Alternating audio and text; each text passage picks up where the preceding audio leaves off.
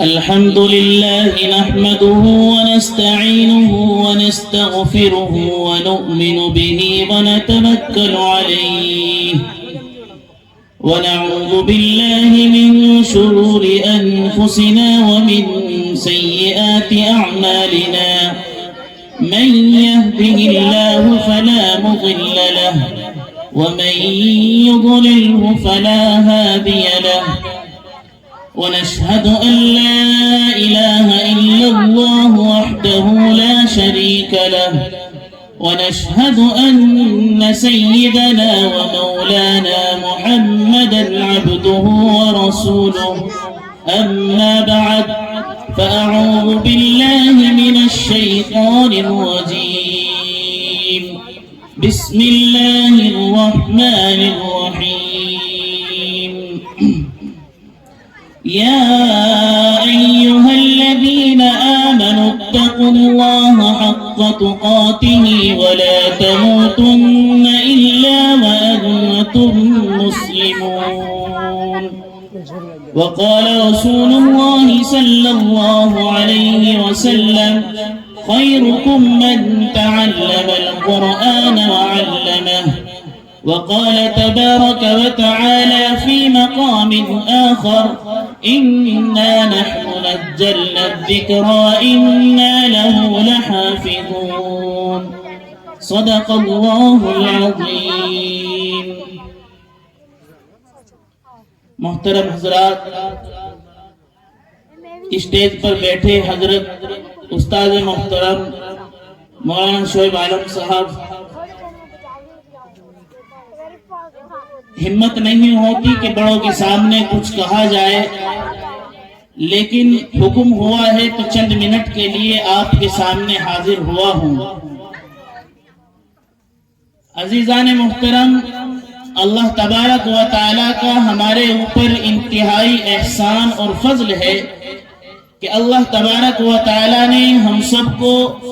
ایک مبارک محفل اور مجلس میں بیٹھنے کی توفیق مرحمت فرمائی ہے۔ میں نے آپ حضرات کے سامنے قرآن کریم کی 2 آیت اور اللہ کے نبی علیہ السلام کی ایک حدیث پڑھی ہے۔ میں انہی کے اوپر چند منٹ اپنی بات کر کے اپنی بات کو ختم کروں گا۔ اپنی بات کو شروع کرتا ہوں کہ اللہ تبارک و تعالی قرآن کریم کے اندر ارشاد فرماتے ہیں کہ اے ایمان والو، تم اللہ سے ڈرو اور اللہ کا ڈر اپنے اندر پیدا کرو، اور تم میں سب سے بہترین مسلمان وہ ہے جو اسلام کی موت مرے، یعنی دین اسلام پر اس کا خاتمہ ہو۔ اور اللہ تبارک و تعالی اس آیت کے اندر یہ ارشاد فرمانا چاہتے ہیں کہ دنیا میں بسنے والے جتنے انسان ہیں، اور اللہ تبارک و تعالی نے اس دنیا میں جتنے انسانوں کو بھیجا ہے اور جناتوں کو بھیجا ہے، اور اللہ تبارک و تعالی کی جتنی مخلوق اس زمین کے اوپر رہتی ہے، اللہ تبارک و تعالی ان میں سے مخاطب کر کے فرما رہے ہیں یا ایھا الذین آمنو، اے ایمان والو۔ اللہ تبارک و تعالی کوئی اور لفظ استعمال کر سکتے تھے، لیکن اللہ تبارک و تعالی نے خاص طور سے فرمایا یا ایھا الذین آمنو، اے ایمان والو تم اللہ سے ڈرو، اور ایسے ڈرو جیسے اس سے ڈرنا چاہیے، اور جتنا وہ بڑا ہے اور جتنا وہ طاقتور ہے اسی طریقے سے اس کا ڈر ہمارے دلوں کے اندر آنا چاہیے، اور اس سے ہمیں ڈرنا چاہیے۔ ہم دیکھتے ہیں کہ دنیا کے حالات جب ہمارے اوپر آتے ہیں اور دنیا کے حالات کا ہم سامنا کرتے ہیں تو ہمارے اندر دنیا میں بسنے والی مخلوق میں سے چند لوگ ہمارے اوپر حاوی ہوتے ہیں، ہم ان سے ڈرتے ہیں، اور ایسے ڈرتے ہیں کہ اللہ کے یہاں شاید ہمیں جانا نہیں ہے، یہی ہمارے اوپر ہے، ہمارے اوپر اللہ نہیں ہے، یہ دماغ ہمارے ذہنوں پہ آتا ہے۔ لیکن وہ رب کہتا ہے اے مسلمانوں، اس رب کا فرمان پڑھو جو کہتا ہے کہ ایمان والو مجھ سے ڈرو، میرے علاوہ دنیا میں کسی سے ڈرنے کی ضرورت نہیں ہے، اگر حق ہے ڈرنے کا تو مجھ سے ہے۔ اس روئے زمین پر اللہ کے علاوہ کوئی ایسا مددگار نہیں ہے جو آپ کی مدد کر سکے، کوئی اس دنیا میں ایسا نہیں ہے جس سے آپ ڈر سکو۔ یقیناً جس سے آپ ڈر رہے ہیں وہ بھی کسی سے ڈرتا ہوگا، اس کے اوپر بھی کوئی بیٹھا ہوگا، لیکن ہماری ذمہ داری یہ بنتی ہے، ہمارا فریضہ یہ بنتا ہے کہ صرف ہم اسی رب کا ڈر پیدا کریں جس نے ہمیں پیدا کیا ہے، جو ہمیں کھانے کے لیے دیتا ہے، جو ہمیں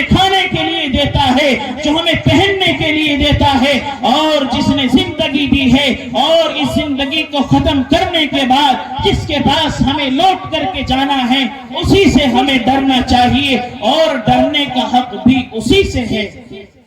محترم سامعین،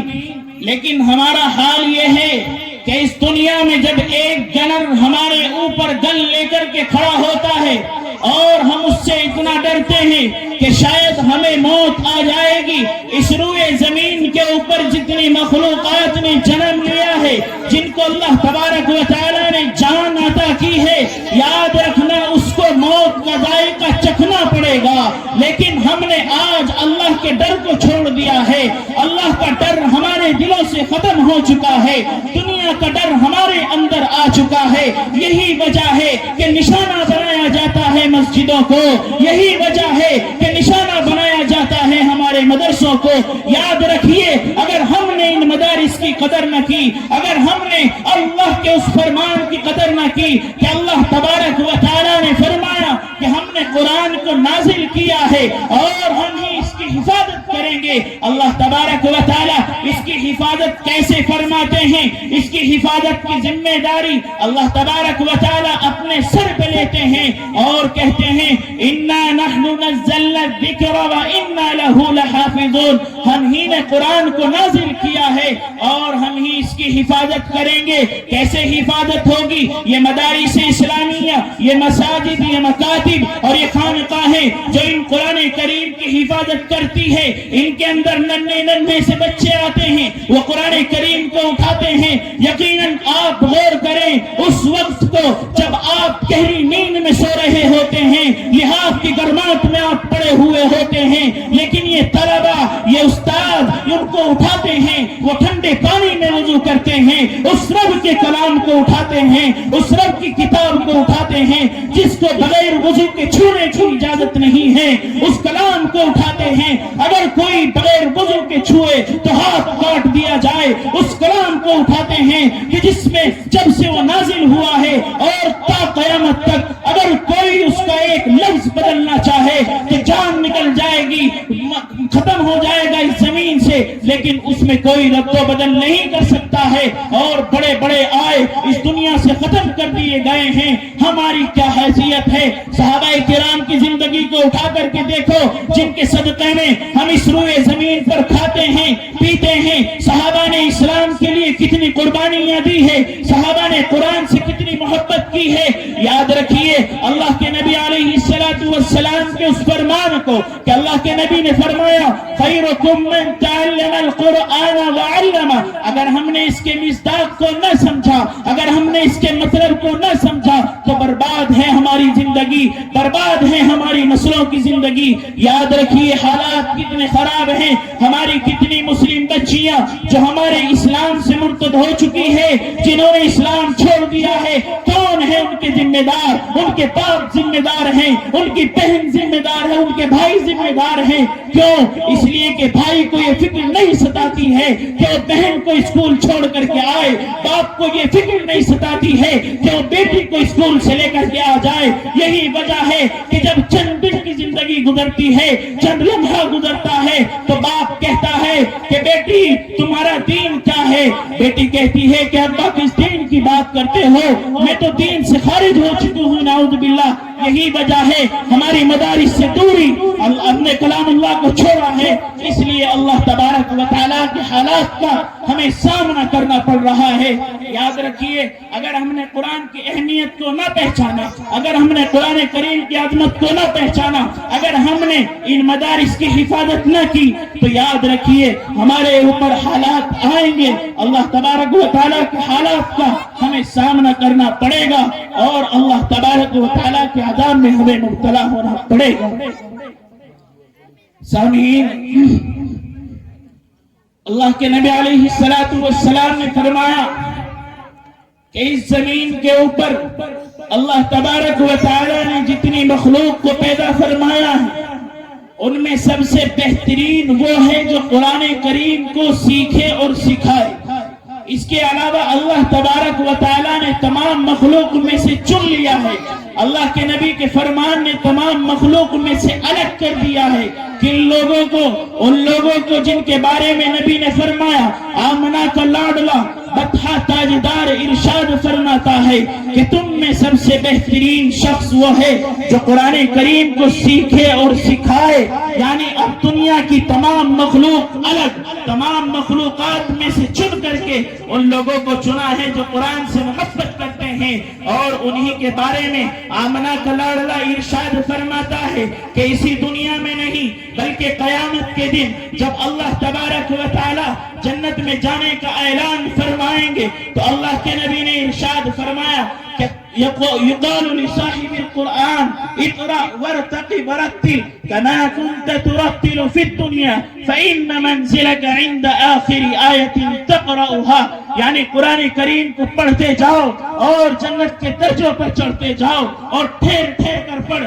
جیسا کہ تو دنیا میں ٹھہر ٹھہر کر پڑھتا تھا۔ یہ کلام جو ہم دنیا میں پڑھتے ہیں یہ ہمیں جنت میں بھی لے کر کے جائے گا، یہ ہمیں جہنم سے آزاد کرائے گا۔ یہ کلام جو ہم دنیا میں پڑھتے ہیں اللہ کے نبی نے اسی کلام کے بارے میں کہا ہے۔ اللہ کے نبی نے کسی ڈاکٹر کے بارے میں نہیں کہا، کسی انجینئر کے بارے میں نہیں کہا، بلکہ قرآن کریم کے حافظ کے بارے میں کہا ہے کہ قرآن کریم پڑھتا جا اور جنت کے درجوں پر چڑھتا جا۔ لیکن اگر ہم نے دنیا میں قرآن کریم کی حفاظت نہ کی، اپنی نسلوں کو قرآن کریم نہ سکھایا، اگر ہم نے اپنی نسلوں کو ان مدارس سے دور رکھا تو یاد رکھیے ہماری آنے والی نسلیں ہمارے لیے جہنم کا ذریعہ بنے گی۔ وقت نہیں ہے، میں اپنی بات کو انہی باتوں پر ختم کرتا ہوں اور اس شعر کے ساتھ اپنی بات ختم کرتا ہوں کہ آج جاتا ہے ساتھ تیری بزم سے، دعا کیجئے کہ خدا پھر ملائے، وما علینا الا البلاغ۔